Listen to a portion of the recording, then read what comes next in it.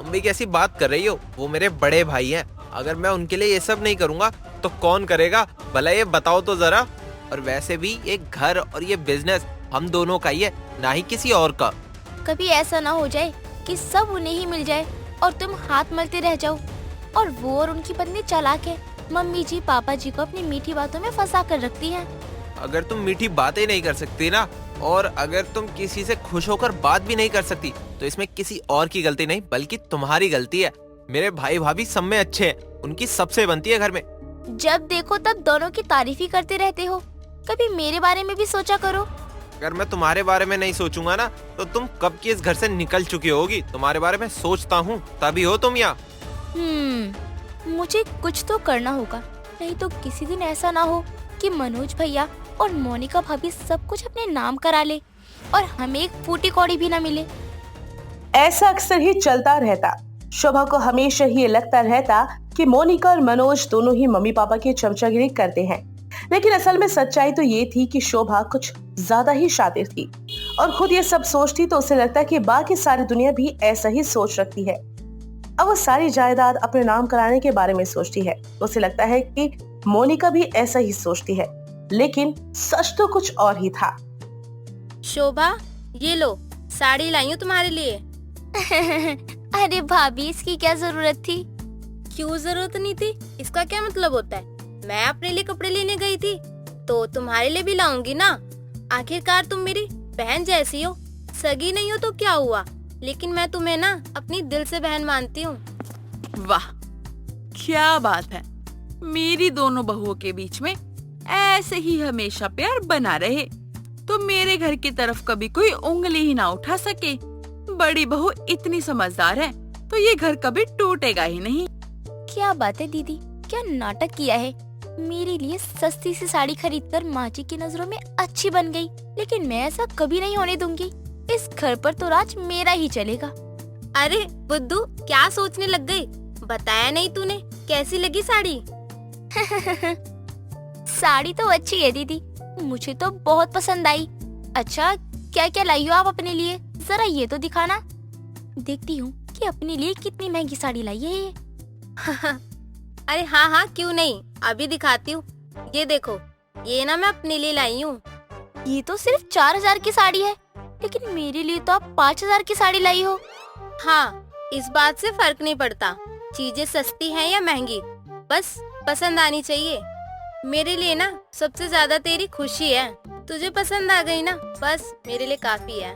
कितनी चालू औरत है ये, एक मौका नहीं छोड़ती घर वालों की नजरों में खुद को अच्छा दिखाने का। चलो, मैं सभी के लिए ना खाना बना देती हूँ। बस यही फर्क था मोनिका और शोभा में। मोनिका हमेशा से ही दिल से सभी के लिए कुछ न कुछ करती रहती, लेकिन शोभा उसे तो हमेशा ही कोई ना कोई चालाकी नजर आती रहती।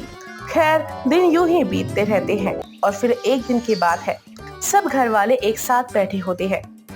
माँ, पापा, मैं और मोनिका कुछ काम के सिलसिले में बाहर जा रहे थे। कुछ दिनों में वापस आ जाएंगे। ठीक है बेटा, दोनों ही अपना ख्याल रखना और काम पर अच्छे से ध्यान देना। अगर कुछ दिक्कत हो तो विनोद से बात कर लेना, वो सब संभाल लेगा।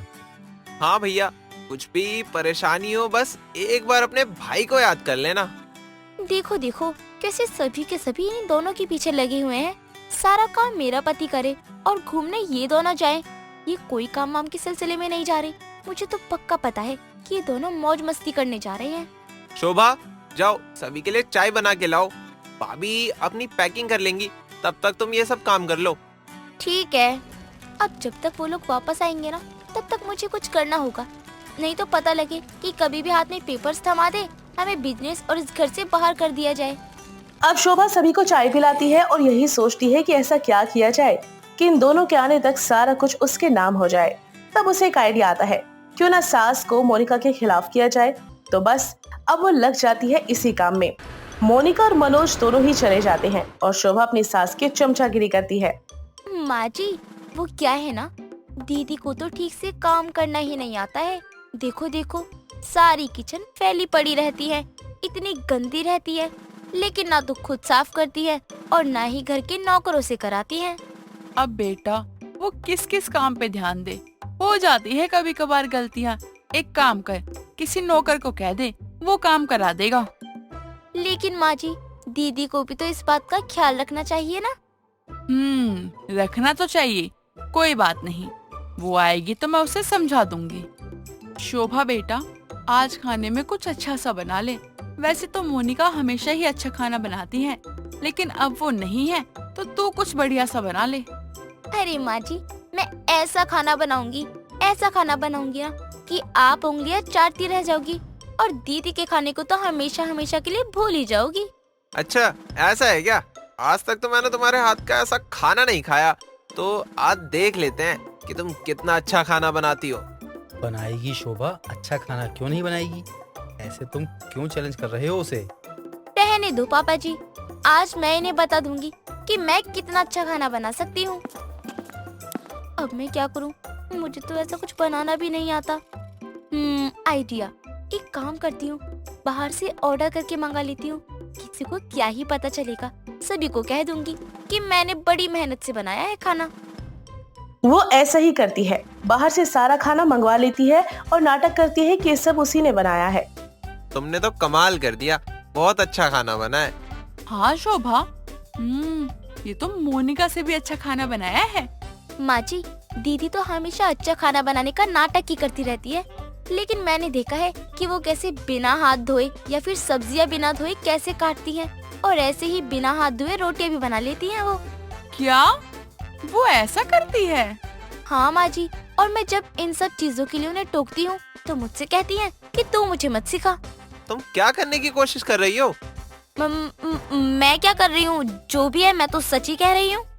अब ऐसा ही होता है, शोभा किसी न किसी बात पर अपनी सास को भड़काती रहती मोनिका के खिलाफ। उसके सारे कामों में वो कमी निकाला करती। सारा दिन सास के साथ वो मोनिका की चुगलियां ही किया करती। उसने पूरी तरह से अपनी सास को मोनिका के खिलाफ कर दिया था। इतना ही नहीं, ससुर को मनोज के खिलाफ भी उसने भड़काना शुरू कर दिया था।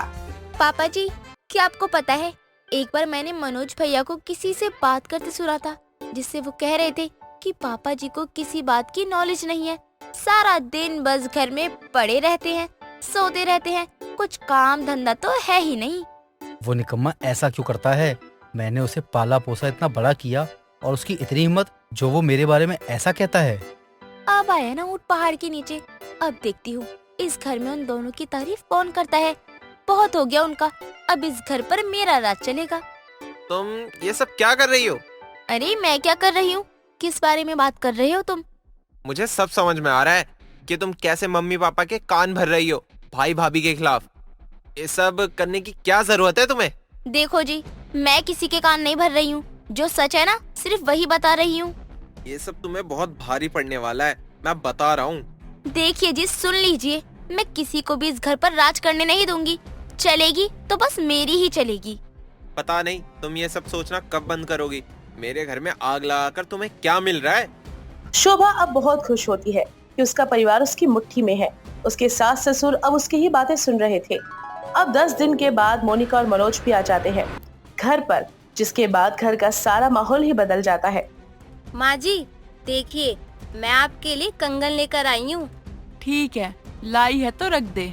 माँ जी पहन के तो देखिए एक बार, आपने तो हाथों में भी नहीं लिया अभी तक। पहन कर क्या देखना है, रख दे, पहन लूंगी फिर कभी। पापा आप कैसे हो, और आपकी तबीयत सही है ना? सारा दिन पड़ा रहता हूँ तो ठीक ही होऊंगा ना, पूछ क्यों रहे हो? पापा आप मुझसे ऐसे बात क्यों कर रहे हो? क्या हुआ, सब ठीक तो है ना? शोभा, ये मम्मी जी और पापा जी को क्या हुआ? वो ऐसी बात कैसे कर रहे हैं? पता नहीं दीदी, ऐसी क्या बात है, आप दोनों से पता नहीं ऐसी क्यों बात करते हैं। और वैसे भी दीदी सारा दिन घर में ऐसे ही मुंह बना के रखते हैं। ऐसी क्या बात हो गई? हम जब गए थे तो सब कुछ ठीक था, अब कुछ दिनों के बाद हम वापस आए हैं तो सब बदल चुके हैं। ऐसा क्या हो गया? अब शोभा बहुत खुश थी क्योंकि उसके दिल को तसल्ली मिल रही थी कि अब उसकी सास तो सिर्फ उसी की सुनती है और किसी की नहीं। अब अपनी सहेली को ये सारी बातें बताती रहती है क्योंकि उसकी सहेली ने भी अपने घर पर ऐसा ही किया था। और वो कहते हैं ना, जैसी संगत वैसी सीरत। तो शोभा भी अपनी सहेली की तरह ही हो गई थी। अब घर में वो हमेशा किसी न किसी बात पर तनाव कर दी और घर में तनावपूर्ण माहौल ही रहता। फिर एक दिन की बात है, शोभा अपनी सहेली से फोन पर बात कर रही थी। अरे बहन, तुझे क्या बताऊं, सच में मुझे तो इतनी खुशी हो रही है ना अंदर से। मैंने अपने सास ससुर को अपने वश में कर लिया है।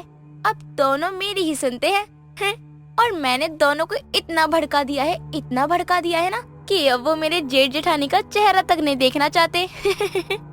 बस तू ऐसे ही करती जा, एक दिन देखना सब कुछ तेरे नाम हो जाएगा और उन लोगों को एक फूटी कौड़ी नहीं मिलेगी। हाँ, मैं तेरी बात समझ रही हूँ। अब मैं ऐसे ही अपनी सास को भड़काती रहूंगी अपनी जेठ जेठानी के खिलाफ। जब शोभा अपनी सहेली से बात कर रही होती है तो मोनिका उसके कमरे में आ रही होती है, वो भी उससे बात करने के लिए, लेकिन वो उसकी बातें सुनती है बाहर खड़ी होकर और उसकी आंखें तो खुली की खुली रह जाती हैं। वो सारा खेल समझ जाती है कि शोभा ने क्या करने की कोशिश की है। अब वो फोन में अपना वीडियो ऑन करती है और इन सारी बातों को रिकॉर्ड कर लेती है ताकि वो सभी घर वालों को इसके बारे में बता सके। शाम को सभी साथ में बैठे होते हैं। मुझे आप सभी को ना एक बात बतानी है। हमें नहीं सुननी तेरी कोई बात। लेकिन माँ जी, ये बहुत जरूरी है। भाभी क्या बात है, सब ठीक तो है ना? आप परेशान लग रही हो। अभी पता चल जाएगा विनोद, रुको तो सही। सभी की आंखें फटी की फटी रह जाती है। सास ससुर को तो इस बात पर यकीन नहीं होता कि शोभा ने इतनी चालाकी से उन्हें अपनी बातों में फंसा लिया और उन्हें इस बात की भनक तक नहीं लगी। शोभा क्या है ये सब? तुम इतना नीचे गिर सकती हो, मैंने कभी नहीं सोचा था। हे भगवान, ये क्या हो गया हमसे? हम कैसे किसी को पहचानने में धोखा खा सकते हैं? मम्मी जी, पापा जी, हम लोग जब बाहर से आए थे ना, तो हमें समझ नहीं आ रहा था कि आप लोग हमारे साथ ऐसा बर्ताव क्यों कर रहे हो। और इसी वजह से ना मैं ना शोभा के कमरे में जा रही थी ताकि उससे बात करके मैं ये जान सकूं कि आखिर हुआ क्या है। लेकिन मैंने वहाँ पे देखा कि वो अपनी सहेली से बात कर रही थी। हम तुम्हें कभी माफ नहीं करेंगे शोभा। मुझे माफ कर दो, मुझसे बहुत बड़ी गलती हो गई। ये सब तो क्या, तुम्हें तो मैं ही कभी माफ नहीं करूंगा। सभी शोभा से बहुत नाराज होते हैं और कोई उससे बात नहीं करता। शातिर लोमड़ी की तरह उसने चाल तो चली, लेकिन अपने जाल में खुद ही फंस चुकी थी। उसे अपने किए पर बहुत पछतावा होता है क्योंकि अब उसकी अकल ठिकाने पर आ चुकी थी। हालांकि वक्त के साथ घर में सभी ने उसे माफ भी कर दिया था। राधिका अपने ससुराल वालों के साथ रहती थी। राधिका काम तो सारी करती थी, लेकिन या तो वो उस काम को अधूरा छोड़ दिया करती या तो गलत कर दिया करती, जिस पर उसकी सास माला उस पर बहुत गुस्सा करती थी। एक दिन माला राधिका के पास आती है और कहती है, बहू, वैसे तो तुझसे कोई काम पूरा होता नहीं है और ना ही सही होता है, लेकिन घर की बहू होने के नाते ये काम मैं किसी और को करने के लिए कह भी नहीं सकती। जी माँ जी, बोलिए, क्या काम है आपको मुझसे? बहू, बोलती तो तू हर बार है, लेकिन पूरा कभी नहीं होता। माँ जी, अब मैं कोशिश तो करती हूँ ना, फिर भी अगर मुझसे कोई काम पूरा नहीं होता है तो मैं क्या करूँ?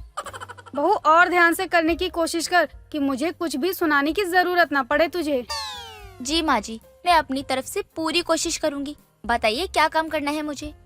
बहू, आज मैंने घर में पूजा रखी है। सारी पूजा की तैयारी तुझे ही करनी है, क्योंकि हमारे घर का रिवाज है कि जिस जोड़े की नई नई शादी होती है कुछ टाइम बाद दोनों को मिलकर ये पूजा करनी होती है और पूजा की सारी तैयारी उसे अकेले ही करनी होती है। ठीक है माँ जी, आप मुझे सिर्फ बताती जाइए कि क्या करना है, मैं सब कर लूँगी।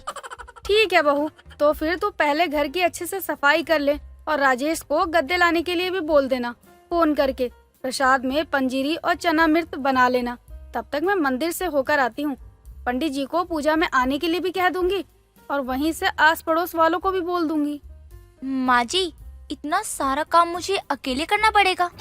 अभी क्या मैंने तुझे फारसी बोला था कि सारा काम तुझे अकेले ही करना है, जो तू बार बार पूछ रही है? नहीं नहीं माँ जी, आ गया समझ में, जा रही हूँ, अब गुस्सा तो मत करिए। राधिका इतना कहकर पूजा की तैयारियों में लग जाती है और माला मंदिर के लिए निकल जाती है। मंदिर पहुंचकर माला पंडित को अपने घर आने का निमंत्रण देकर अपने घर वापस आती है तो देखती है घर की साफ सफाई हो चुकी होती है, जिसे देखकर वो खुश हो जाती है और अपने आप से बोलती है, मैं बेकार में ही बहू को बोलती रहती हूँ, वो किसी काम की नहीं है। देखो इसने घर की कितने अच्छे से सफाई की है, पूरा घर चमक रहा है। लगता है इस बार वो पूजा की सारी तैयारी अच्छे से कर लेगी।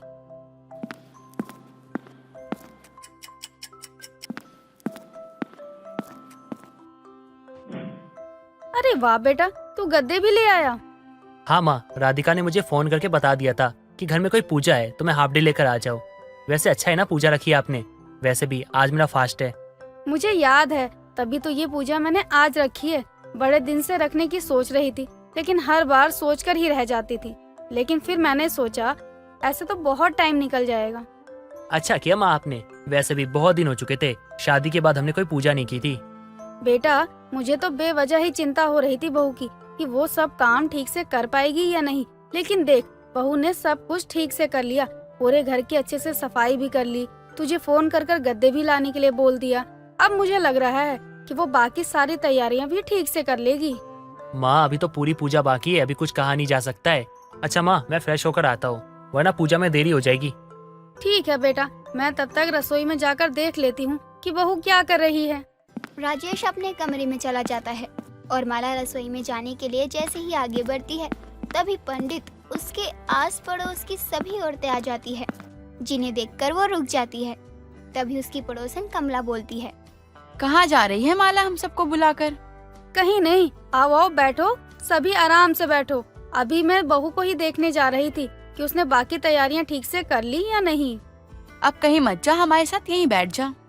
हाँ माला जी, लाइए पूजा का सामान लाइए, मैं पूजा करवा देता हूँ, वरना शुभ मुहूर्त में देरी हो जाएगी। जी पंडित जी, आप अपने स्थान पर विराजिए, मैं अभी बहू से बोलती हूँ पूजा का सामान लाने के लिए। माला अपनी बहू राधिका को आवाज लगाकर बुलाती है और पूजा का सामान लाने को बोलती है, जिस पर उसकी बहू उसे जवाब देते हुए कहती है, माँ जी, आपने मुझे प्रसाद बनाने और साफ सफाई करने के लिए कहा था, और हाँ, गद्दे के लिए राजेश जी से बोलने के लिए कहा था। मैंने वो सब काम कर दिए हैं। मतलब तूने पूजा का सामान नहीं मंगवाया? नहीं माँ जी, वो आपने बोला ही नहीं था। हे भगवान, क्या करूँ मैं अपनी बहू का, किसी काम की नहीं है तू, सिर्फ मेरा खून जलाने के लिए इस घर में आई है। अरे जो करना है जल्दी करिए, शुभ मुहूर्त निकला जा रहा है, पूजा का कोई मतलब नहीं बनेगा फिर। पंडित जी, मुझे बस थोड़ा सा समय दीजिए, मैं अभी आपके लिए पूजा का सामान लेकर आती हूँ।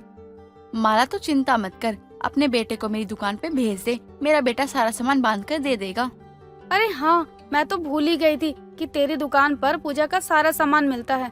मैं अभी राजेश को बोलती हूँ, तेरी दुकान से सारा सामान ले आएगा पूजा का। माला अपने बेटे के पास जाती है और उसे सारी बातें बताती है, जिसके बाद राजेश कमला की दुकान पर जाता है और पूजा का सारा सामान लेकर आता है। जैसे तैसे करके पूजा शुरू होती है। पूजा खत्म होने के बाद पंडित के कहने पर राधिका रसोई में जाती है और प्रसाद लेकर आती है। प्रसाद में फल और उबले चने देखकर माला बोलती है, बहू ये क्या है, फल और चने क्यों लाई है तू? माँ जी, फल तो प्रसाद में आता है ना, इसलिए मैं ये ले आई। और ये सिर्फ चना नहीं, चना मिर्च है, और पंजीरी मुझे बनानी ही नहीं आती। बहू, आज तूने सच में साबित कर दिया कि तू किसी काम की नहीं है। मूर्ख है तू, एकदम मूर्ख। चना मिर्च दही, पानी और चीनी से बनता है, लेकिन तूने सिर्फ नाम पर ध्यान दिया। अपने घर में कभी काम पर ध्यान दिया होता तो आज ये नौबत नहीं आती। माला अपनी बहू को खरी खोटी सुनाकर घर आए सभी लोगों को प्रसाद में फल देकर विदा कर देती है। इतनी कोशिश करने के बाद भी पूजा अच्छी तरह से संपन्न नहीं हो पाती। दिन बीतते हैं। तभी एक दिन माला मार्केट से घर आती है और अपनी बहू को सामान का थैला देकर बोलती है, बहू, इसमें सामान लाई हूँ मार्केट से, सामानों को अच्छे से धो दियो, उसके बाद ही रखियो, पता नहीं किस किस का हाथ लगा होगा सामान में। जी माँ जी, अभी जाती हूँ, मैं सारी सामान को अच्छे से धोकर रख दूंगी। बहू, इस बार का काम थोड़ा ध्यान से कर लियो, क्योंकि मेरा गला खराब है, मैं चिल्ला नहीं सकती। माँ जी, ये तो बहुत छोटा सा काम है, ये तो मैं अभी कर दूंगी और आपको शिकायत का कोई मौका भी नहीं दूंगी। जब ये सारे काम करके फ्री हो जाए तो मेरे लिए एक कप चाय बना लियो। जी ठीक है माँ जी, ले आऊंगी। ठीक है, फिर जाना, अब यहाँ खड़ी होकर मेरी शक्ल क्या देख रही है। राधिका सामान का थैला लेकर रसोई में जाती है और सारा सामान, चाहे वो नमक हो या चीनी, चाय पत्ती हो या मसाले, सभी को पानी में डालकर धो रही होती है। बहुत देर होने पर जब राधिका रसोई से बाहर नहीं आती तो माला रसोई में जाती है और उसे पानी में हाथ डाले देखकर बोलती है, बहू इतनी देर से रसोई में क्या कर रही है? 10 मिनट में सारे फल और सब्जियां धुल जाती जो धुलने वाली होती हैं। अरे माँ जी, आपने ही तो बोला था कि ले सारा सामान धुल लेना, तो मैंने एक बाउल में नमक धो दिया, एक में चीनी, लेकिन अब हाथ में कुछ भी नहीं आ रहा है, तो मैं क्या रखूं? मूर्ख लड़की, तू सच में किसी काम की नहीं है। पागल, चीनी और नमक कौन धुलता है? तुझे इतनी तो अकल होनी चाहिए ना कि कौन सी चीज धुलने वाली है और कौन सी नहीं, वो भी मुझे बतानी पड़ेगी। माँ जी आपने ही तो बोला था कि सब धुल लेना, मैंने तो धुल दिया सारा सामान। अब क्या हो गया? किस बात पे आप लोग बहस कर रहे हो? राजेश जी वो बेटा ये क्या बताएगी, मैं बताती हूँ। मैंने इसे कुछ सामान लाकर दिया था और बोला था बहू को कि इसको धुल दियो, और ये पागल लड़की जो धुलने वाला सामान था उसे ना धुलकर जो नहीं धुलना चाहिए उसे धुल दिया। इसने चीनी और नमक धोया है। माँ जी आप गुस्सा मत होइए, मुझे जो ठीक लगा मैंने तो वही किया। बहू तेरी जैसी बहू पाकर तो मैं भर पाई। तू सच में किसी काम की नहीं है। आज के बाद मैं तुझे कोई भी काम करने को नहीं कहूँगी। मैं ही मूर्ख हूँ जो तुझसे उम्मीद रखती हूँ कि तू ठीक से काम करेगी। एक बार फिर माला को अपनी नकारा बहू के चलते निराश होना पड़ता है। बहू के होते हुए भी उसे ही घर का सारा काम करना पड़ता था, क्योंकि राधिका कोई भी काम ना ही पूरा करती और ना ही सही से करती। दोस्तों, अगर आपको ये कहानी पसंद आई तो इसे लाइक करें, शेयर करें और कमेंट करके बताएं कि कहानी में आपको सबसे अच्छा क्या लगा।